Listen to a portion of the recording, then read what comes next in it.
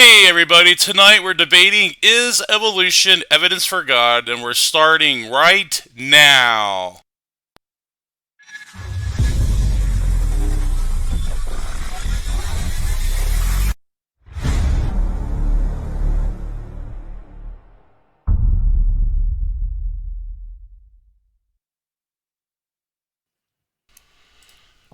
Hey, we're thrilled to have you here tonight. We should have an epic debate. I'm the stand-in speaker for James tonight, and tonight's topic is evolution evidence for God.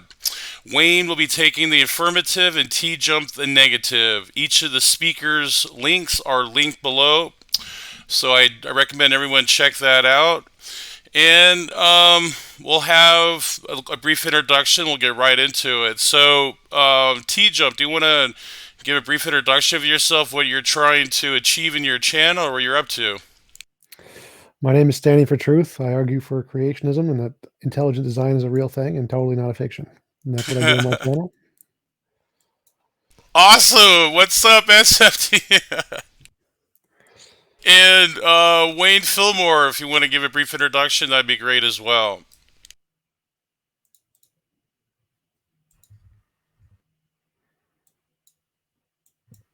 Up a little laggy there. All right, can you hear me? Yeah. A little. All right, how about now? All right, perfect. So I'm Wayne. I am evolutionary creationist, not a traditional creationist in the sense. Definitely don't believe in intelligent design. That definitely doesn't work. But I'm a guest author for BioLogos. I'm good friends with Hugh Ross, RTB, that chapter. I am a former science teacher. Love teaching science, love physics, and I like explaining to people that you can be religious and you can believe in God and you can also accept science. Being religious doesn't mean that you have to be stupid. So that's what I'm all about, and I'm happy to be here once again, and let's have a good discussion. Awesome. Looking forward to it, and I appreciate your introduction there. So, Wayne, you have a brief opening just to give your position for Tom, and then we'll go right into an open discussion for the rest of the time. And on your word, the floor is yours. Okay, so the topic of the discussion is evolution evidence for God, which I didn't necessarily pick, but hey, it is what it is. When it comes to evolution, people usually have two positions, right? We usually see these two arguments take place. We have the creationists who always say that evolution doesn't exist.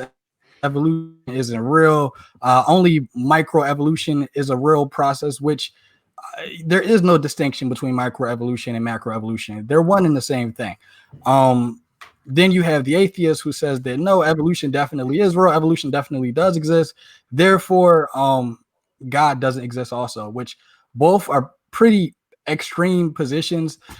Evolution has nothing to do with God or gods or religion. Evolution is simply a process that explains how organisms have changed over time.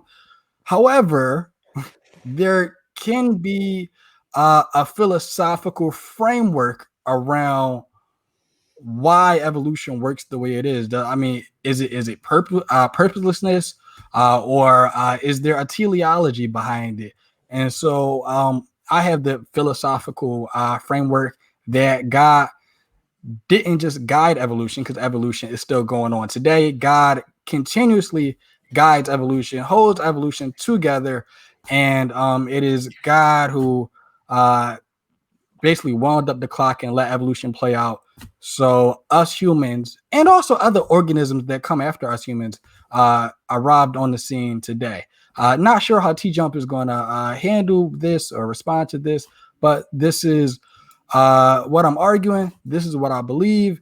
And I will say I'm not trying to prove it in the mathematical framework of things. I do think there are evidences for it. There are arguments for it, but I wouldn't dare say I have 100% proof. I don't think anybody has 100% proof of anything outside of mathematics. So that's my position. That's what I'm arguing. And TJump, you had the floor.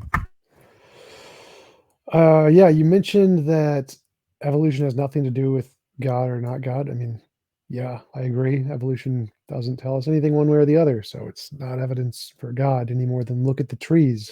The fact there is something there does not mean there is or isn't a God one way or the other. You said you didn't pick the topic. I just kind of went with whatever James picked. What was the topic you originally suggested? It was kind of similar. It was something like, do I even remember? I don't even think I remember. But James changed the topic, so we're here. Hey, this is where we're at, pretty much. Yeah, so evolution is definitely not evidence of a God. If God is guiding evolution, then it means God created COVID, God created viruses, God created all those things that kill people, and God created the problems with our teeth that most humans died because of ingrown teeth at one point. God created the misused parts of animals that are just there for no reason now. That God created those apparently for some reason. They're not there for a reason. So it doesn't really make any sense that God guided evolution. It seems like a completely random process, which is why there's so many mistakes and why things evolve and die. Like 99% of creatures evolve and die because that's how evolution works. Natural selection. You have a bunch of random mutations. Lots of them are bad. Most of them are neutral. Some of them are good. The bad ones cause you to die. And so if God's doing this by design, then he's horribly immoral because he just designed a whole bunch of creatures to just die because they're insufficient at living. So clearly this is not evidence of a God, at least definitely not a good one. Could be evidence of an evil God who just wants to torture things for fun, but definitely not a good God. So no, evolution is not evidence of a God. So with that being the case, that's pretty much the same argument a younger creationist would argue against me. They would say there's no way that God used evolution or guided evolution because evolution is a painful process and it causes animals to die. That's very younger creationist of you.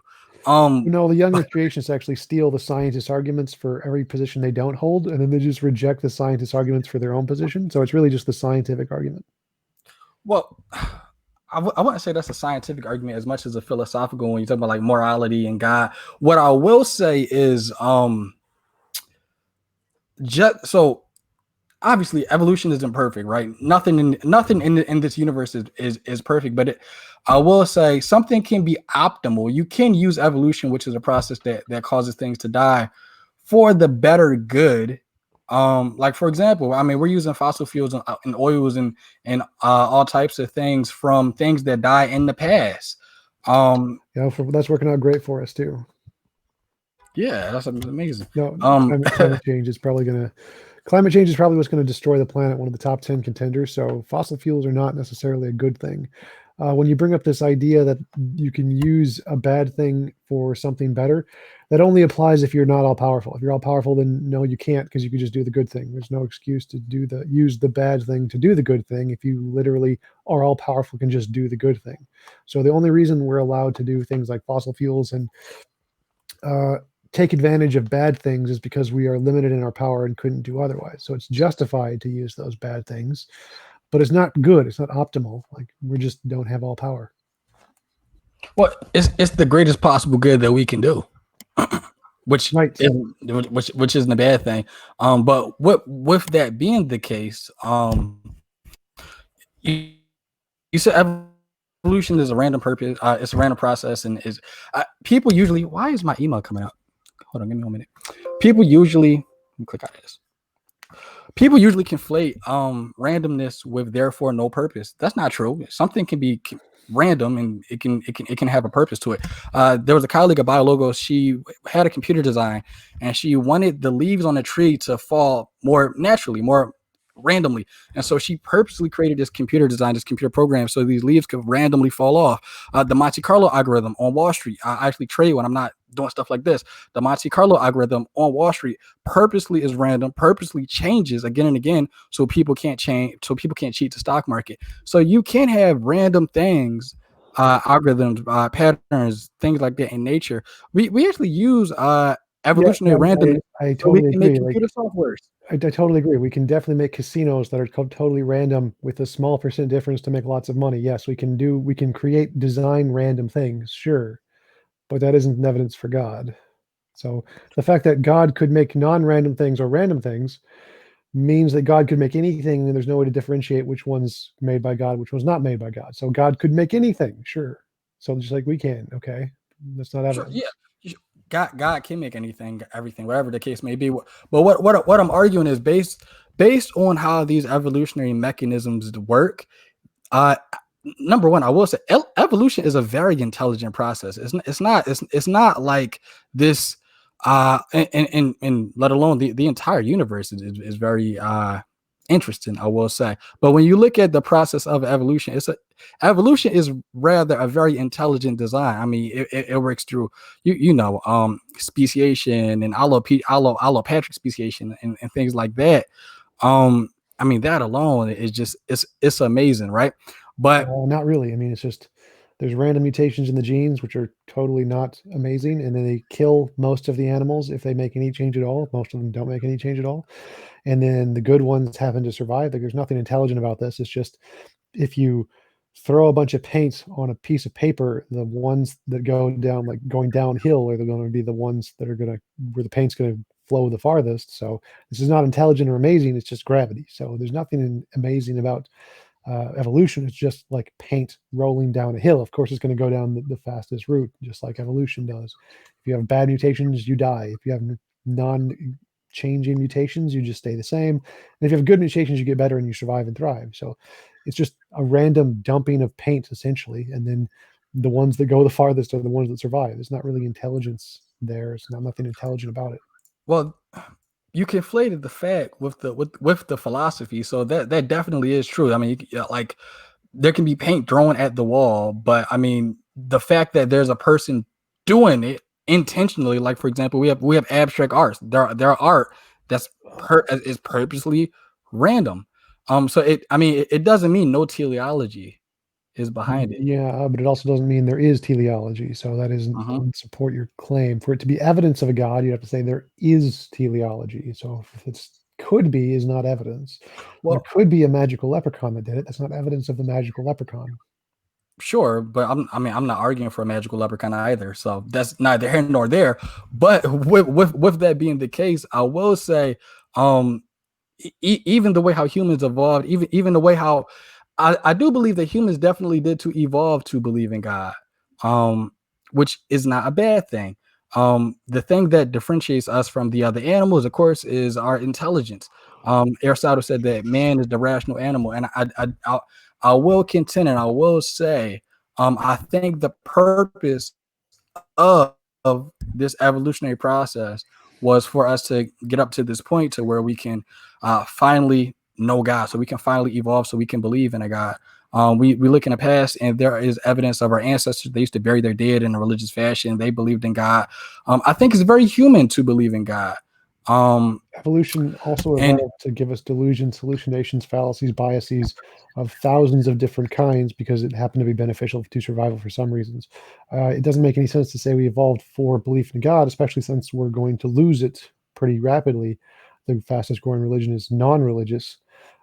So the fact that most of human history, I think 100,000 years, there was no belief in God, and then belief in God came about maybe about 50,000 years ago at the earliest. And it's going to go away, and at least probably only in the next 10 to 15,000 years, there's not going to be any more belief in God. So it seems very strange that humanity, evolution was designed for this one strange belief that really doesn't have anything to do with the rest of life, and seems far more likely that evolution happened to keep things alive because of entropy, since that's like literally what it does. It doesn't make any sense to say it was designed for strange God beliefs, especially since they're so wrong and proven wrong consistently. Well, I'm not arguing for strange God beliefs necessarily. I'm arguing for the God I believe in. So that's kind of neither here that's nor a strange there. God belief. Well, no, I'm not arguing for the rest of those other beliefs, but all in all, like as far as theism, we definitely did believe, so we can believe in God. Do you accept that? Is that something we can agree on? Accept what? Do you accept that humans evolved to believe in God? Yes, we evolved and to believe in God in the same way we evolved to have hallucinations and delusions and fallacies and biases. In the same way that we evolved so we can use mathematics, so we can use physics and science and make airplanes. No. Yeah, it's the same way. Humans, I mean, everything that we have as far as in our intelligent capacity, we got it because of evolution. Right, and some things are good and beneficial in certain cases, and some things are not. So if it's a fallacy or a biasy or a delusion, that means we have some imagination thing in our imagination that does not correspond to reality. And there are certain things like math and logic which do correspond to reality, and so those are not analogous. Saying that you have a hallucination and that's the same as math is not the case. Like, we evolved eyes to So see, are you and saying so there's a difference between the things we can see that are actually there and the things we can see which are not actually there, which are the delusions and hallucinations. Those are two different categories. So are you saying that believing in God is a delusion? Yes, pretty much. Okay. Could you prove that? Do you have any experimentation to demonstrate Sure, this? it's pretty easy. It's everything is imaginary until demonstrated otherwise. So if you want to assert an explanation, you have to demonstrate that it has some evidence to support it's not imaginary. And if you can't, then we can conclude rationally that it's imaginary. If you could demonstrate that right now, you could win a Nobel Peace Prize and change the world. You could actually demonstrate that numbers are independent of the human mind. You could change the world. What? You could change the world if you Like, the consensus in philosophy and every academic science is essentially what I just said. Like, no one really accepts God in any of those fields. So they already know this, but I'm not sure. Prove numbers. I didn't say anything about numbers. I have no idea what you're saying.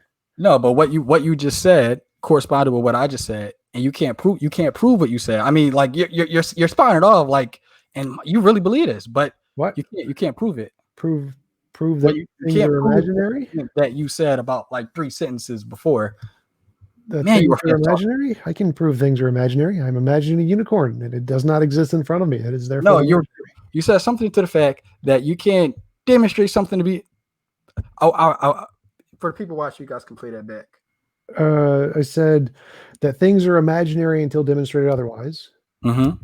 Was that it? Was that the sentence, or is it a different? There you go. Things are imaginary until demonstrated otherwise. Right. Not necessarily the case. So numbers themselves are imaginary, like 1, 2, 3. Like those are those in a sense are imaginary, but are numbers independent of human thought? No. Necessarily. No, numbers are just imaginary. It's math is a language invented by humans to describe reality. So reality exists independent of humans. Math doesn't. Math is just like English. Math has sentences that correspond to reality, like 1 + 1 = 2. They have sentences that do not correspond to reality, like E = mc² times 37, like it doesn't correspond to reality. And it has sentences that are self-contradictory, like 1 + 1 = 7, and just like English. So English has sentences that correspond to reality. I am a human. It has sentences that do not correspond to reality. I am a space leprechaun. And it has sentences that are self-contradictory. I am a married bachelor. Like, it's just a language. Math doesn't inherently correspond to reality. Only some versions of math do, which is exactly why Einstein said something like, so far as math is certain, it does not apply to reality. And so far as it applies to reality, it is not certain. So no, math is just a language like English. Nothing is invented by humans. Math is a language that corresponds with reality, and so we're taking real things that we do see in reality, and we're writing them in the form of language. But just like English, yes, yeah, just like English. But we need something first to grasp, which is reality. Reality is objective, whether you believe in it or not. Reality is objective. I agree. Reality, whether you believe in it or not. So the fact that, once again, I'm going to go back to, because we're kind of getting off a topic, but humans evolved to believe in God. Now, is it beneficial or is it not beneficial? You think it's not beneficial. I think it was definitely beneficial. It's beneficial to lots of societies. Why does that? So are delusions. Delusions are very beneficial for lots of people. Why does that mean they're true? Like evolution, evolution evolved to have us have lots of different biases and fallacies and illusion, type 1 and type 2 errors. Like a type 1 and type 2 errors, like if we hear a rustle in the grass and we think it's a lion, we run away. And so if it was a lion, we survive. But if we hear a rustle in the grass, it's like, that's probably the wind. But if it was a lion, we die. And so the people who think it's a lion and run away survive, even if it was just the wind. So we have this delusion to think there's agency in things, even when there's not, because it was beneficial to survival. That is a delusion. It is wrong. It is not correspondent to reality, but it does lead to survivability. So the fact that assuming that it was beneficial, just because it was beneficial, therefore it's true, is obviously false. There are lots of false things that are beneficial. Sure, I'm agreeing with you. I mean, that's evolutionary psychology. Sure, but that doesn't mean that God itself is a delusion. And that's something that I hear a lot from a lot of people, not just yourself. But with that being the case, right? So you're saying that why? So you're saying that belief in God is a delusion. That is a new one. I will say the only way we would ever necessarily know if God exists is if this God somehow revealed itself to people, which that's a whole nother debate. But that's why I'm a Christian. I'm a Christian because I believe God did reveal himself to people, one, through nature, and two, through the person of Jesus Christ. But when you look at the universe, well, not just when you look at evolution has a lot of characteristics that are, well, before I even go into that, I'm going to go into this, which is going to seem like it doesn't relate, but it does. Do you know how to analyze crime scenes, TJump? How to analyze crime scenes? Somewhat, not well. Okay, not well. Okay, so you live in a house or apartment or whatever the case may be. You have a room. So I have a box. I live in a cardboard box. Wow.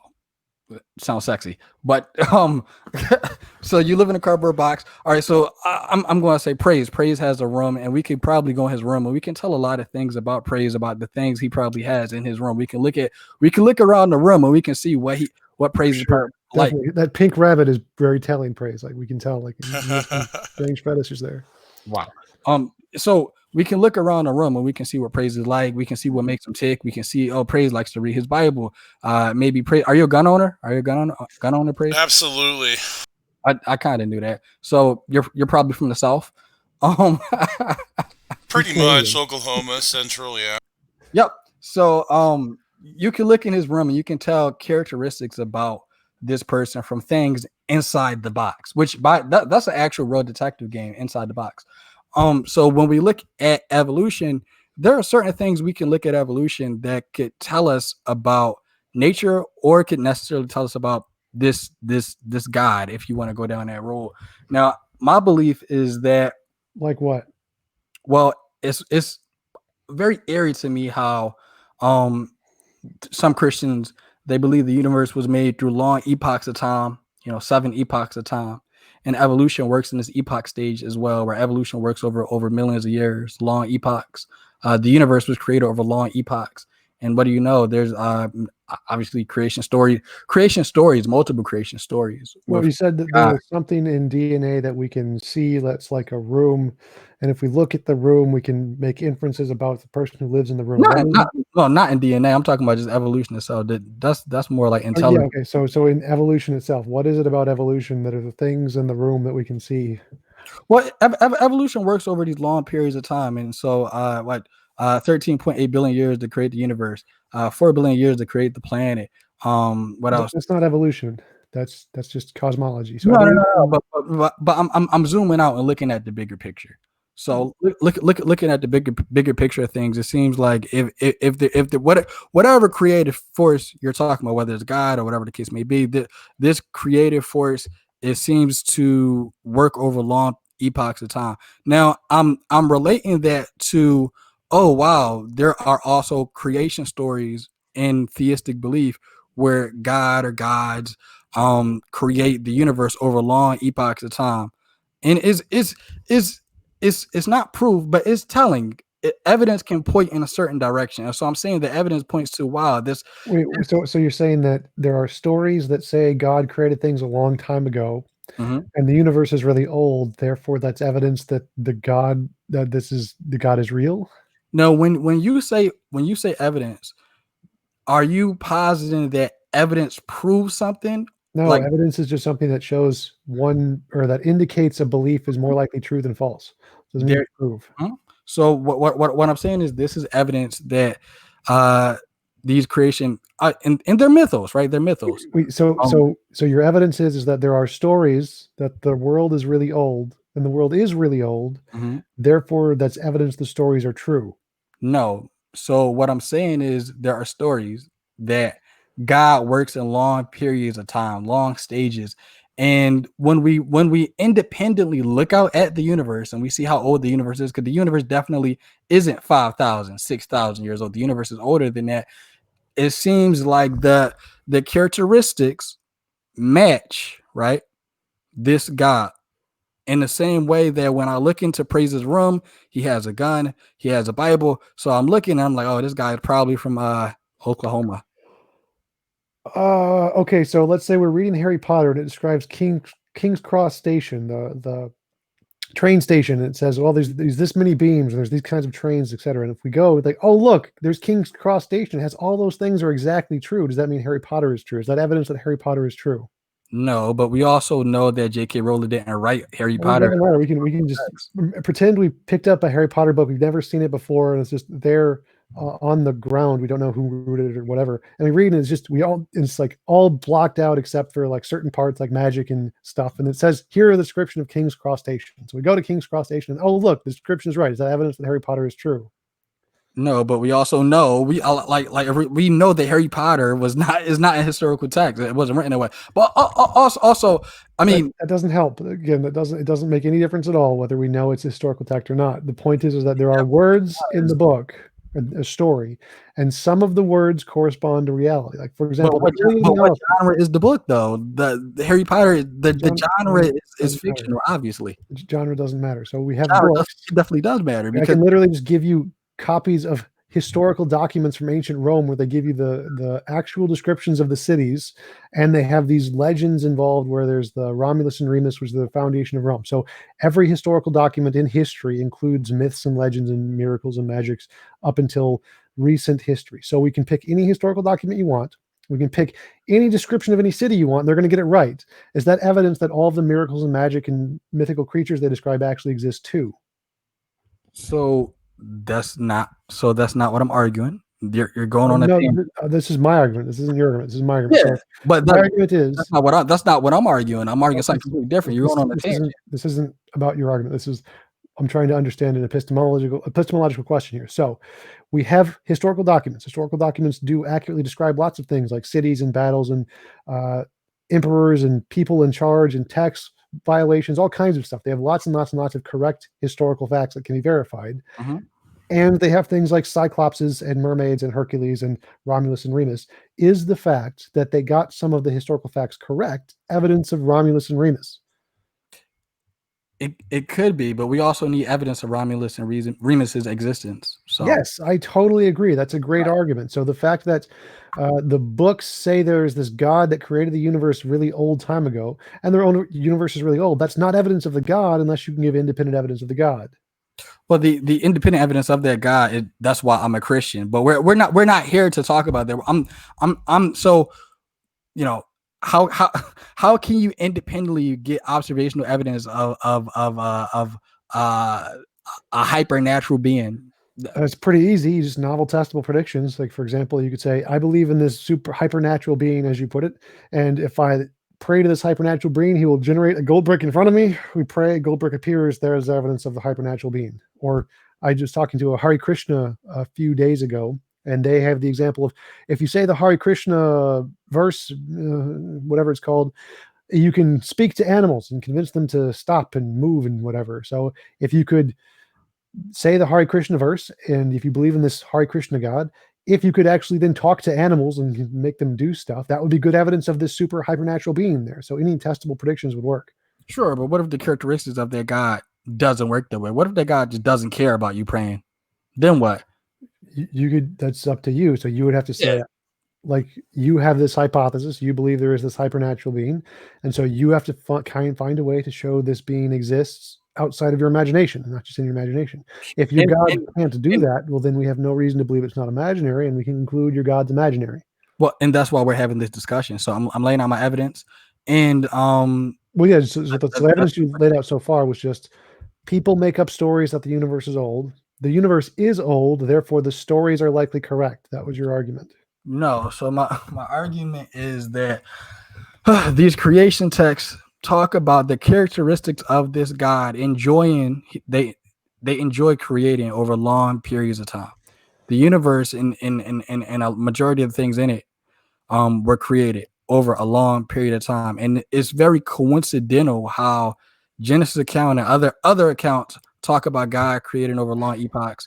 The universe was we find out that how is that not literally what I just said? So what I said was there are stories that the universe is old. right? And the universe is actually old. So the stories are correct that the universe is old. We found out that the universe was old. That's what I'm saying. We now we have the evidence. And what I'm saying is that, so it would be in the same category as the Greek philosophers. They first theorized about atoms. If you didn't know, so Greek philosophers first theorized about atoms, and then thousands of years after Greek philosophers are discussing and debating about atoms and their roles, thousands of years later, now we find out that atoms actually do exist. Thousands of years prior to us independently finding out that the universe is epochs of years old, the philosophers and theologians, they already were arguing these things in their robes. So that's what's the alternative there? So let's say you're a pygmy in the pygmy tribe of Malaysia or whatever, and you're going to come up with a story about what created the universe. Like, are you going to say it was created 5 minutes ago? Like you were just popped into existence? Or are you going to say, I've been alive, I have these parents and they have their parents, and there's this old tribe leader and he's really old and he talks about his parents. Maybe this goes back a little ways. Probably it's a pretty old earth. That's maybe that's how it was. Like, so there's not really a lot of options here. Either it was created really soon ago, like what the Bible and Abrahamic books say, or it was created really long ago, like what Hinduism says. You don't really have many options there. It's kind of like a 50-50. This is not really impressive. Many religions predicted young, many religions predicted old. Some of them are going to be right. Yeah, so the teleology of their argument, it's not just that the universe is over, that's it, but they're attributing a God to this old universe, and this guy enjoys creating over long periods of time. But that is one of the evidence I lay out. And I think it's convincing. You cannot think it's convincing, obviously, but I think it's one evidence that is convincing and it is compelling. But also the fact that, like I said, why is that compelling? Like, for example, if we said like the most accurate religion on the age of the earth is Hinduism. Hinduism said the earth is 4.5 billion years old. They were about close. They were the closest one of any religions. That isn't. I mean, do you think that's evidence Hinduism is true? That's one evidence in his favor. Okay. Yeah. You should convert to Hinduism then. Sure. Yeah. But no, that's one evidence in the favor. Okay. So now we have some more pieces of evidence that we need to lay out. And I mean, that's pretty much it. So obviously in this conversation, like, you're not going to lead this conversation and be an evangelical Christian praising Jesus. Obviously not. But if you brought evidence, I would. Like, if you actually had real evidence, sure.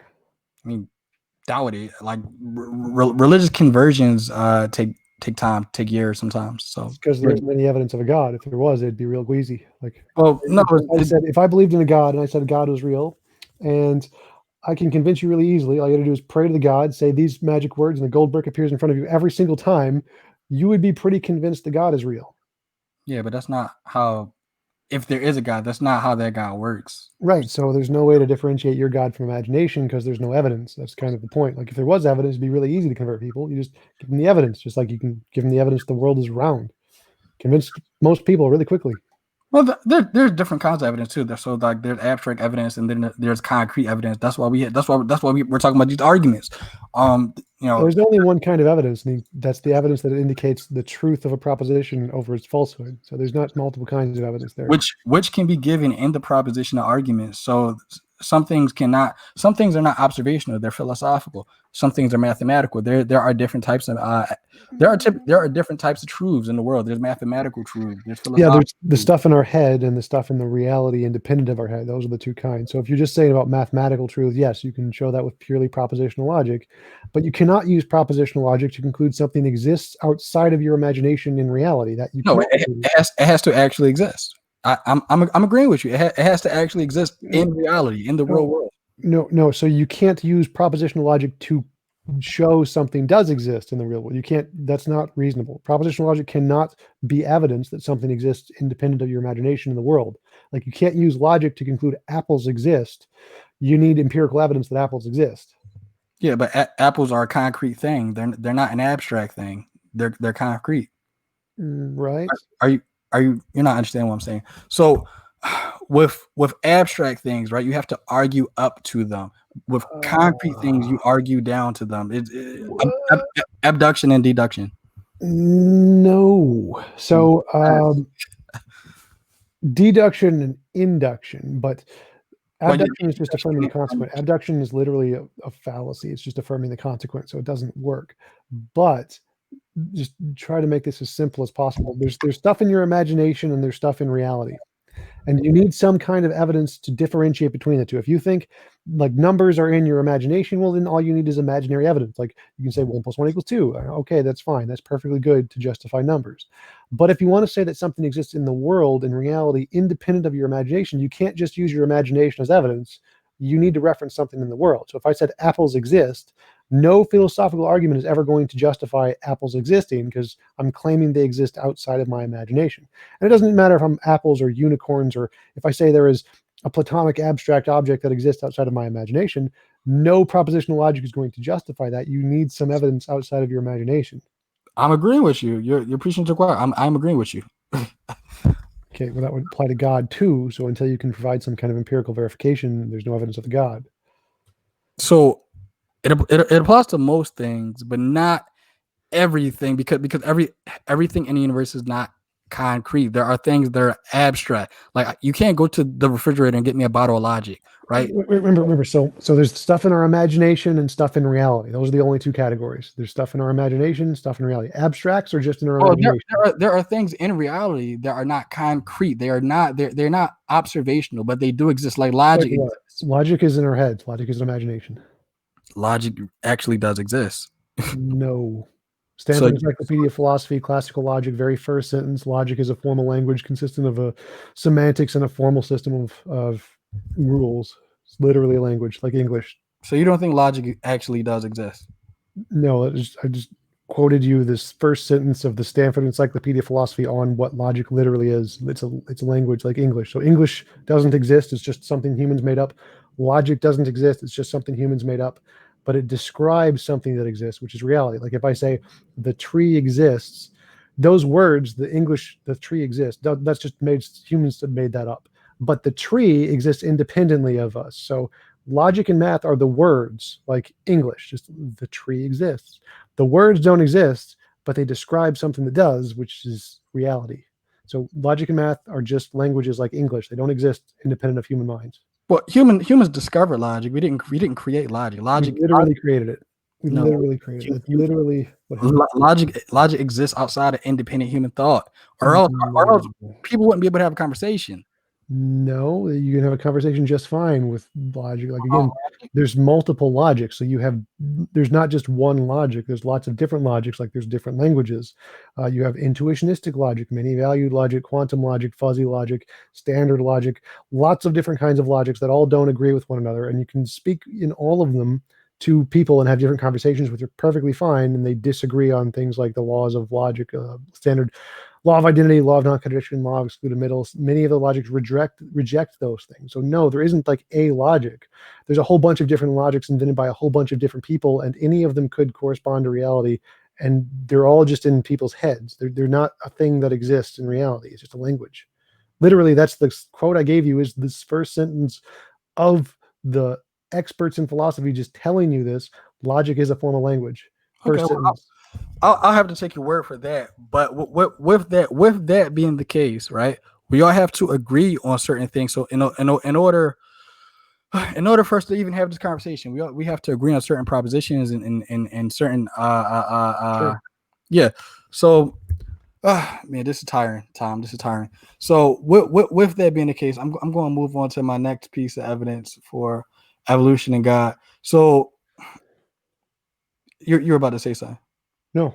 Oh, so when you look in the New Testament, Jesus, the story about Jesus talking to the disciples, and they needed to pay taxes. And give unto Caesar what is Caesar's. No, that's not where I'm going. Okay. So then they needed money to pay taxes, and so Jesus says, "Go to the lake and go fish. Go put your fishing rod over the boat, and you're going to find a fish." And then you'll be able to pay your taxes. So they're like, I don't know what he's talking about. Let's go. Let's look for this fish. Let's go see. So they go to get into the boat. They get into the lake. I think they're in not the Sea of Galilee. They're in some lake. So they go. They take their fishing rod. They pull the fish up out the lake, and there's a coin in its mouth. Now, think about how more than likely that fish just didn't pop out of nowhere. I mean, it could have, but that's really unlikely. That's not how reality works. Things don't just pop into existence. So a more rational approach is that fish had descendants, and those descendants had descendants, and there was a long evolutionary line that fish came from before that fish got to that boat. And so that's what I mean when I say it seems like God likes to enjoy creating things or interacting with creation over long epochs of time. What did that have to do with the story of the coin? You weren't listening, Tom. I'm trying to follow your argument here. Definitely not following. So okay. So in the same way that the universe, right, is really old and God created the universe 13.8 billion years ago. That fish didn't just pop out of existence. That fish had descendants, right? And those descendants of that fish had descendants. And so the purpose of that evolutionary line of that fish was to get that coin to those disciples at that moment in time. So it was you're about to say something. Yeah, a better explanation is somebody made the story up. That's much easier than purposeful evolution of fish that got coin in mouth. Like even if it did happen, like the coins fish shiny things all the time. How do you know somebody made the story up though? That's most likely what happened. Like if miracles, magic, they're all not supported. They're just because how was that magic? There's nothing in the story that's supernatural at all. Like it's not like nothing about that story is supernatural. There was a coin, there was a fish, they went fishing, there was a coin in his mouth. That was highly improbable. That's not supernatural at all. Yeah, sure. Maybe he just got lucky and there was a fish who ate something shiny and it was a coin and they got lucky and sure. But it's more likely that they made the story up because we see people making stories up all the time. So that same line of reasoning is how conspiracy theorists think.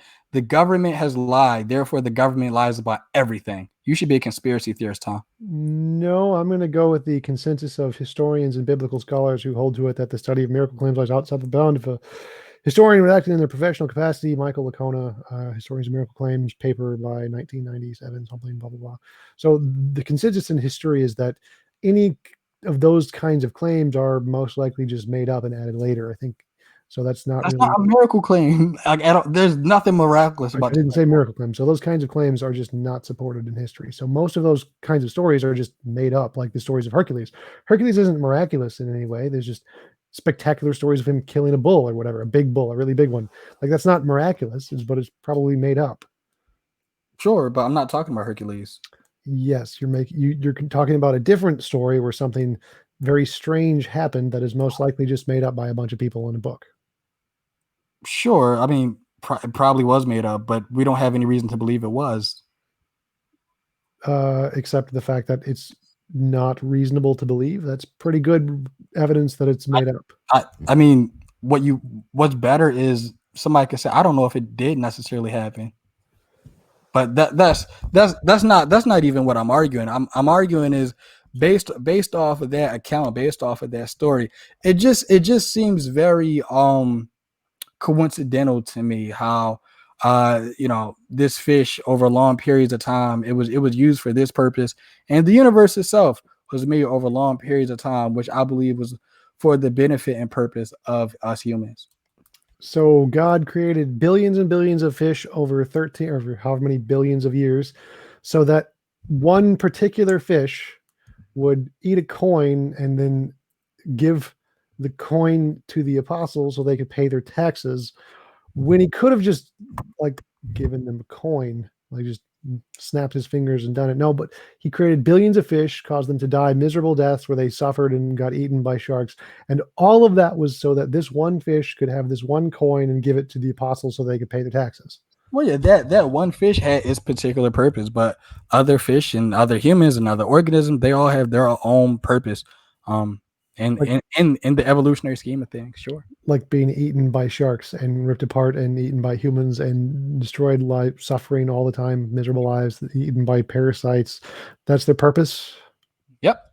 And it's nothing necessarily bad about that. That's nature. Like that's how the universe works. Like it's not a bad thing. I give you example A of why this is definitely not a good God. Evidence of a good God. So overall, the creation is optimal. It works. I mean, death is a part of life. I mean, even God gave his son Jesus in death for us humans. So I mean, like death isn't necessarily a horrible, evil thing. That's a part of life. It's natural. People live, people die.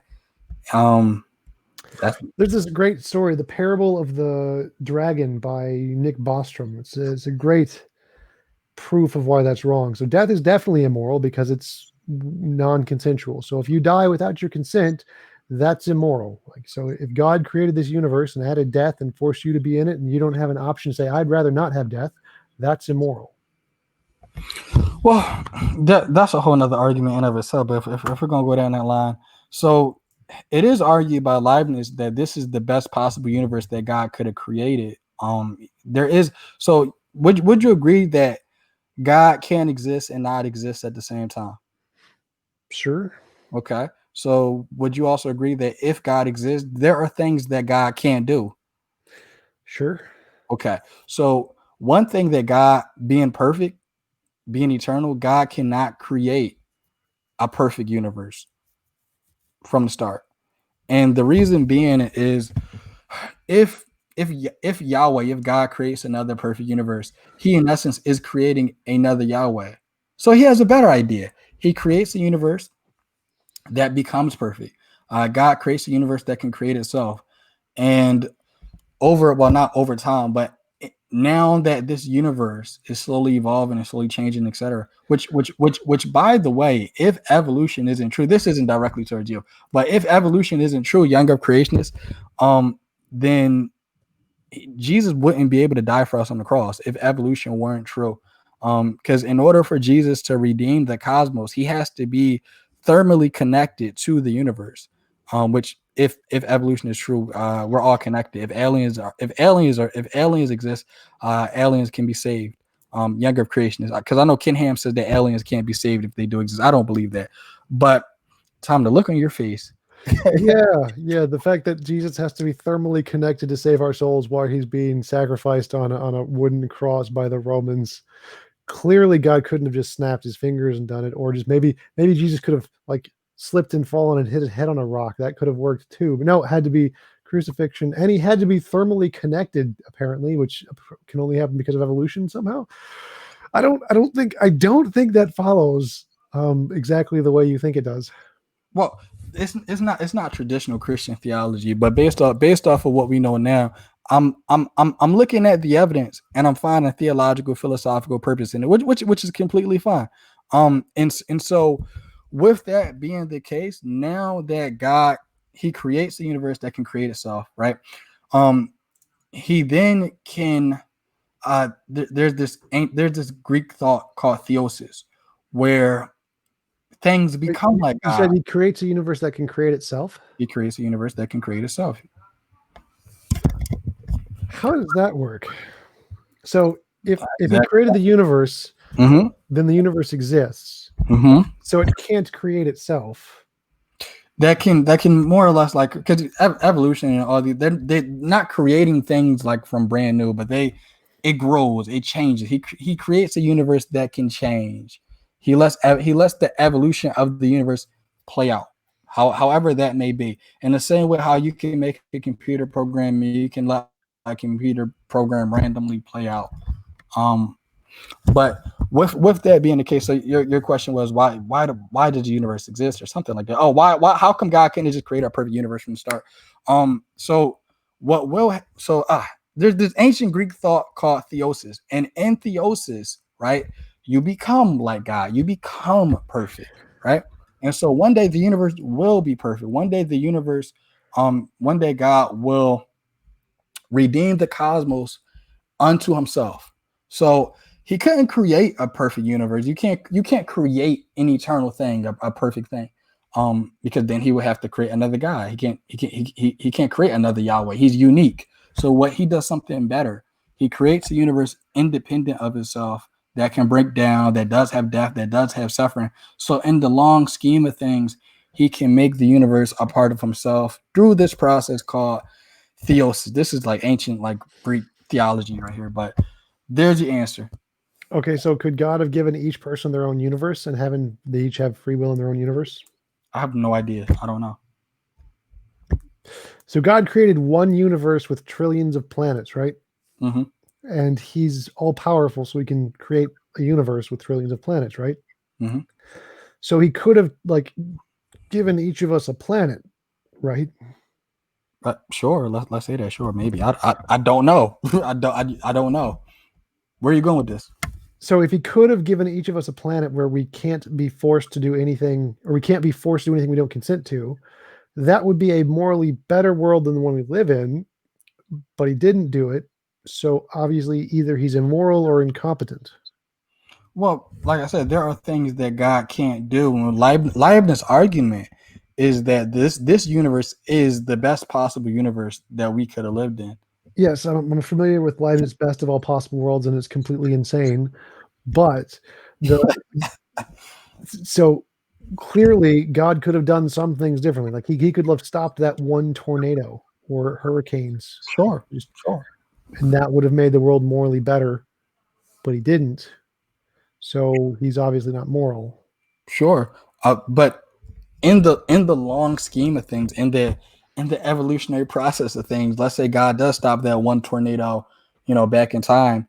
It could be that if God stopped one particular thing from happening in the timeline, who knows? Maybe Jesus would have never died on the cross for us. Maybe you might not have been born. Who knows? I think the reason why things happen the way they do is because that's the way it had to be. Now, there isn't any way we can actually test this, but this is philosophy. So there's no way anything could ever be different. It's exactly the way. It's the only way it could be. No. Things could have been different, but the timeline of reality that me and you both live in, this is the best possible timeline we could have been in, or else God would have done things differently. So it's impossible for God to have done anything differently. It's not impossible, but this is the best way, or else it wouldn't have played out in the grand scheme of way, in the grand scheme that God wanted things to play out. So whatever that means. Okay, so if this is the way God wanted it to play out, and God wanted Hitler to kill millions of Jews, God is immoral. I don't think God is immoral. And I also don't think God wanted necessarily Hitler to kill millions of Jews. But in the same way that sharks kill their prey and all these other horrible things happen in nature, it's more or less, think of it as like it's a means to an end, pretty much. That's a pretty the means to an end argument is used a lot by Stalin. But so God drowned millions of babies, but that was a means to an end. That's not immoral. Are you referring to the flood story? Yes. I don't believe the flood happened, but I mean, sure, let's go with that. I mean, okay. Flood didn't happen. Sodom and Gomorrah, did that happen? Yeah, I think that happened. Sure. God killed millions of babies in Sodom and Gomorrah, or probably not millions, probably thousands of babies in Sodom and Gomorrah, and that was for a purpose. So that's moral. Depending on what their purpose was. What does the purpose matter? Like if your purpose is to save humanity and you kill millions of babies, is that moral? Yes, I think it is. Or else we all wouldn't be here. We would all be dead. Yeah, so that's the least immoral thing you could do. Like if you were powerful, you could just save everyone and not kill the babies. That would be the moral thing to do. But killing the babies to save everybody else would be the least immoral thing you could do. So, but it's not moral. Sure, but in a world where we have laws of physics and laws of decay and things like that, I don't think I don't think it's immoral for God to allow the laws of physics to play out. And I don't think it's immoral for God to, let's go at that line of reason. That's the least moral thing that God could do. So I mean, either way, I don't have a problem with it. I mean, like I said, that's life. So if God did the least immoral thing he could do, that still means he's immoral, because that's the least immoral thing out of the realm of possibilities. And I wouldn't think that's immoral. that's the least immoral thing you can do, but that's the best possible justice that you can do as well. Sure, but that means that it's immoral.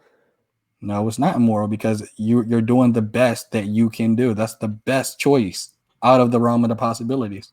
Best choice is to destroy cities with thousands of babies, and that's not immoral. Depending on the reasoning. Okay, if you think that works. In the same sense where God forbid, let's say you had a little like Taliban child and you're in your cardboard box with a bomb strapped to his chest. I mean, it would be the least moral thing to do, sadly, is to take out that child with the bomb on his chest. Or we could just not kill the child at all, and like you and the Taliban child could be blown to smithereens. I mean that. No, the moral thing to do would just be to disarm the bomb and save the child and not blow it up. Sure you can. If I'm all powerful, I can do it. Not a problem. I don't even need to be all powerful. I just need a bomb diffuser. I can do it.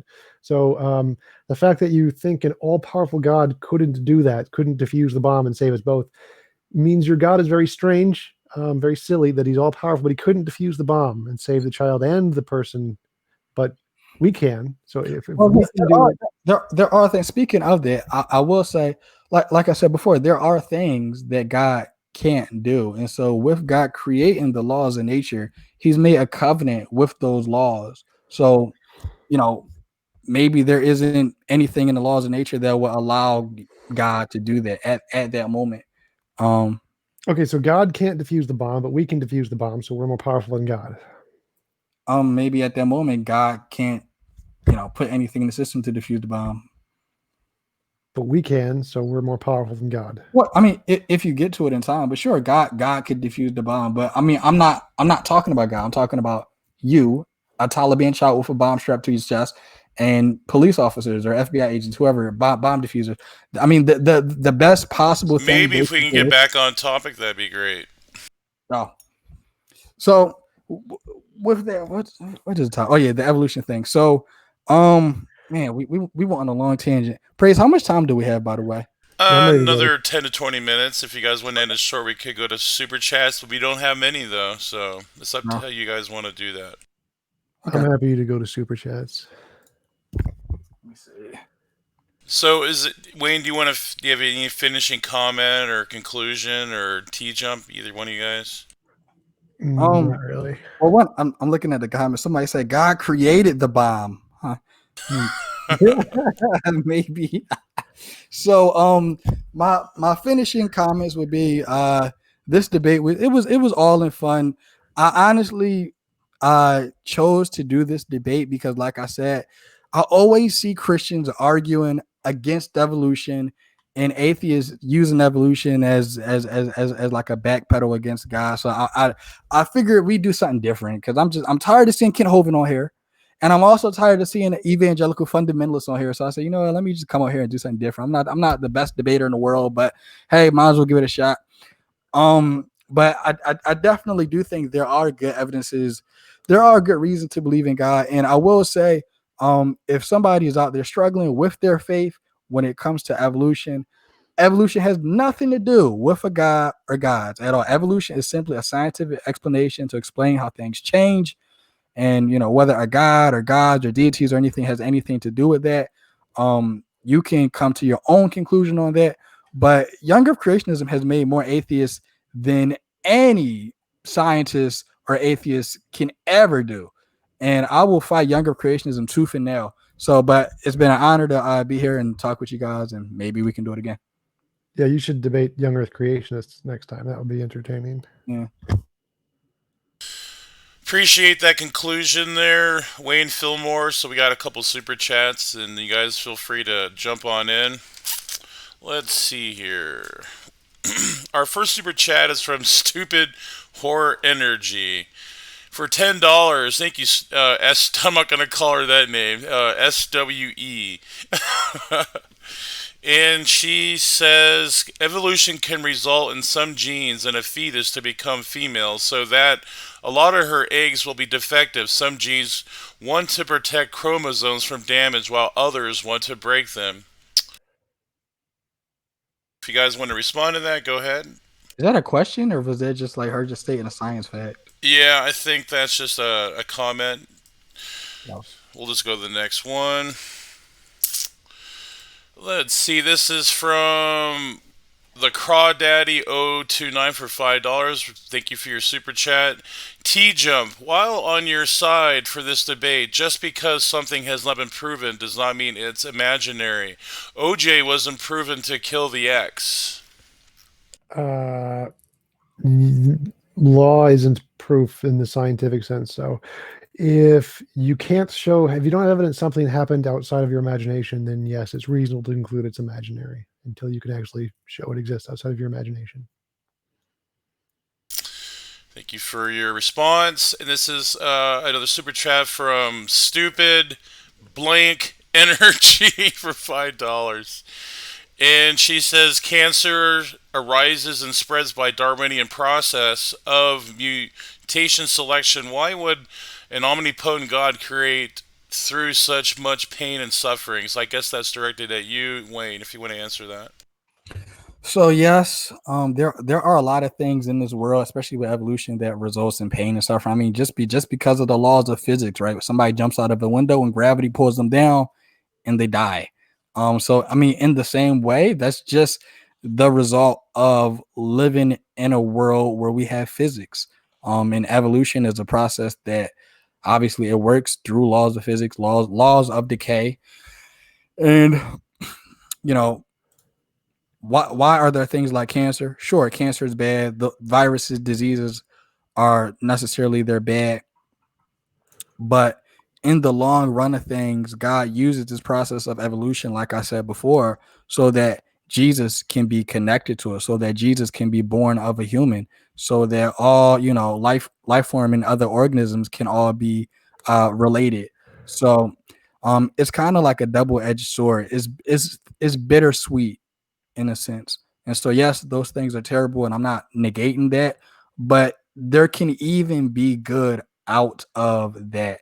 And so, the way I see it, I think God uses evolution and the laws of physics in the bigger picture to bring people to Himself, to redeem the cosmos unto Himself, and for His bigger plan. Great response. You want to respond to that, T-Jump? What was the question? Why is there so much suffering? Why would an omnipotent God allow so much suffering through the Darwinian mutation selection, etc.? Because he's evil and likes to cause suffering. So this one is from Caleb for $2. Thank you for your super chat. He might be a little trolling here a little bit, but T-Jump, why you scared to debate praise? Oh! Because I don't want any more my brain cells to be lost. I'm like, well, actually, this Thursday that's going to happen, I believe, as far as I know. James set it up. I know. oh, is that the 2v2 with Skylar? Yep. I'm going to bring it, buddy. I'm just saying. So No, this Sunflower for $5. Thank you for your super chat. Let it be known that today several atheists were triggered upon being informed that that first world non-religious birth rates are at catastrophic lows. So I'm guessing that's probably directed at T-Jump, but you both can respond to that if you want. Actually, birth rates for pretty much every society is going down. Even Islamic birth rates are down by, I think, 8 or 9% since the past like 10 or 15 years. So everyone's birth rates goes down when technology goes up. It's just a fact of reality. Like if you have higher survivability rates for children, then you don't need to have 20 kids and hoping 5 of them survive. So when technology goes up and you're guaranteed that your child is going to survive for the most part, you don't need to have as many kids. It doesn't leads to less birth rates. So it's true everywhere in the world. Thank you for your response. So this is the last super chat we have tonight, which is amazing. We usually have a lot more. But it's from Experiments in Prebiotic Chemistry for $20. Thank you for your super chat. Just wanted everyone to know an artificial photosynthetic cell has been created in the lab by man. But wait! I thought that life could only rise from a supernatural cause. Haha.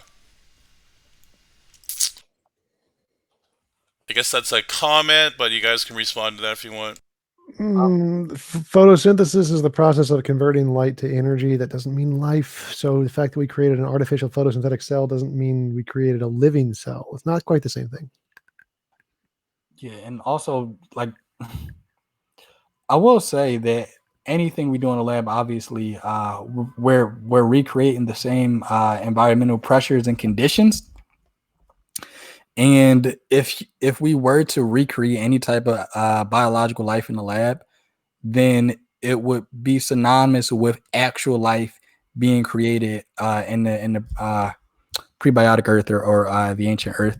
It wouldn't necessarily have anything to do with a God necessarily. That's outside of the realm of science. It's irrelevant. Gotcha. So that concludes the super chats right now. I think we're probably going to shut her down here in the next minute or so if no one gives any more super chats. Is there anything you guys want to end with? Any remarks about the debate? Do you have anything coming up, or do you just want to shut her down? It's up to you guys.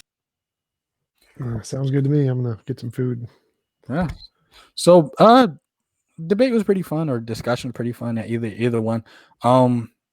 But with that being the case, I'll go back to TJump's point he made. He said until you said something about until you can prove anything, it's imaginary or something. TJump, what did you say? Imaginary until demonstrated otherwise. It's imaginary until demonstrated otherwise. I think the person who brought up the thing about OJ, I think that was funny, but also pretty accurate.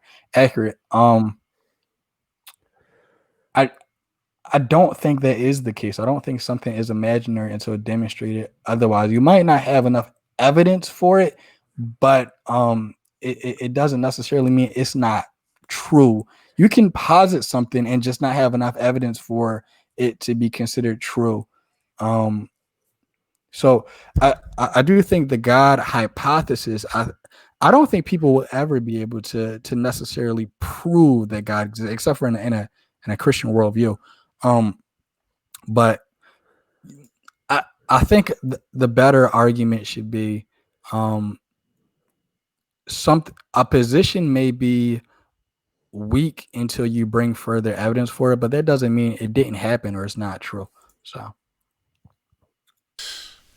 Thank you very much. There's waiting for that concluding remark on the debate, but you have actually a question that came in. So for Wayne, this is from Pepper Talks. How do you decide which stories are factual and which are fictional? So I go based on how the ancient authors interpreted the Bible. So you do when you do Semitic studies, you find out what the authors believed about different things, and also the language. So I'll give you an example. At the Adam and Eve account, in your American Bible, there are certain things in the language that it doesn't have. So Adam in the Hebrew, it can mean a man or it can mean the humans, ha-adam. Now, my name is not the Wayne. My name is Wayne. So a lot of times in the Genesis account, you have the man, ha-adam. So Adam isn't necessarily a name. Then you look at things like, for example, in the book of Job. I don't think the book of Job is historical, but we have these sentences again and again where it says, and I alone have escaped to tell you, and I alone have escaped to tell you. You see this in Genesis too. And then God said, let there be light. When you see repeating sentences like that over and over again, that usually means in ancient Hebrew, it's a poem. So it depends on what the ancient authors thought. You want to look at the language, and you want to look at the culture to see what they believed about the stories or not, or how would an ancient person communicate something allegorical to their audience. I don't care what a 21st century younger creationist or 21st century evangelical thinks. I care about what the first century authors believed about the text. So if they believed it was true, would you believe it? They probably did believe it was true, but not in the same way we believe it's true. No, like if the ancient authors thought the story was true, and you can show that by the way they wrote it, would you believe that it was true because they thought it was true? Sure, I would believe it's true, and I do. So I believe the Genesis story is true, but not in the same way people today. So like Genesis is a mythos. It's an allegory. It's supposed to relate how people are separated from God because of our sin. I think that's true. Awesome. So I think that's probably going to end it here. Unless anyone has any last questions they want to ask real quick, and we'll probably shut her down here. I guess not. Okay, so I appreciate everyone engaging in the chat tonight through all your super chats and our interlocutors. Oh, we just got a super chat from Dave Garr. Nice work tonight, everyone, including praise. I enjoy. Well, thank you, Dave. That was a nice compliment there. Appreciate that. We also appreciate your super chat. You guys want to respond to that or? Thanks. So, yeah, we're going to shut her down now. Keep sifting the reasonable from the unreasonable.